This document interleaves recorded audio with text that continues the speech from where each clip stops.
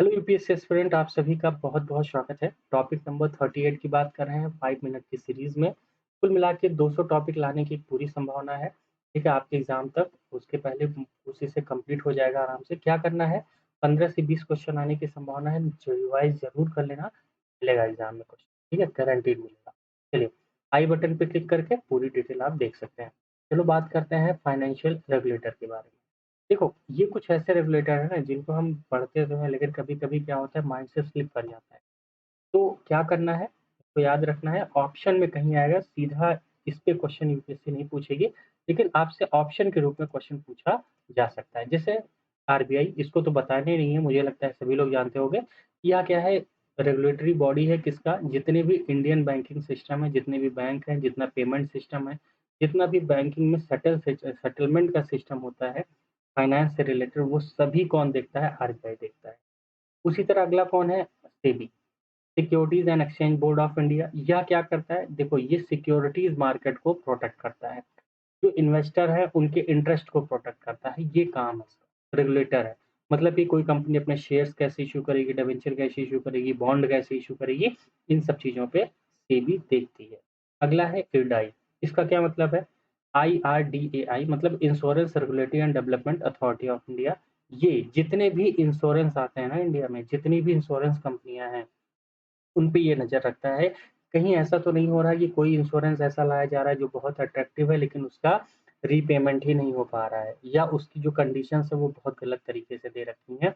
इन सब पे नज़र रखता है। मतलब इंश्योरेंस का लाइसेंस देखता है, उनको री जो इंश्योरेंस होता है उसको उन कंपनियों को देखता है। एक तरह से इंटरमीडिएटरीज़ का काम करता है पूरी तरह से। ठीक है? इस बात को ध्यान रखना है किसके बारे में? इरडा के बारे में। देखो इसको ध्यान रखना, हो सकता है ये आपको ना पता हो, आईएफएससीए मतलब international financial services centres authority. वैसे ये मैंने जब इकोनॉमिक्स का सेशन लिया था, वहाँ मैंने बताया था। देखो, यह एक ऐसी अथॉरिटी है जो क्या करती है, जो भी इंटरनेशनल मामले हैं ना हमारे फाइनेंस, जैसे आपको क्या करना है, पता चला आप अमेरिका के किसी स्टॉक एक्सचेंज पे कहीं पे पैसा लगाना चाहते हो, तो वहाँ पे ये नज़र रखेगा, ठीक है? जितनी भी सर्विसेज़ हुई। तो ठीक है ना? ये सब काम करता है। तो financially services and finance institution in the international services, जो भी इंटरनेशनल सर्विसेज़ होता है वो दे। अगली बात करें पीएफआरडीए का, तो ये क्या करता है? Pension fund regulatory and development authority है।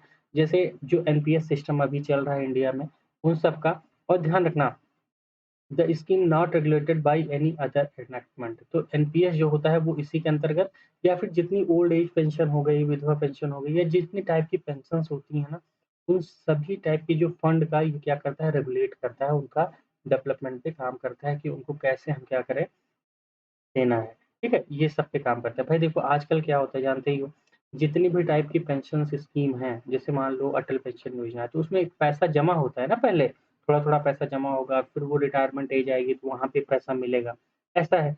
तो ये वही करता है कि जो पैसा जमा होगा भई सीधी-सी बात है, उसको कहीं न कहीं इन्वेस्ट करना होगा, तभी तो इनकम जनरेट होगा ना, तभी तो इनकम जनरेट होगा। तो ये सब काम करता है पीएफ। तो ये कुल 5 हैं, इनको ज़रूर ध्यान रखना।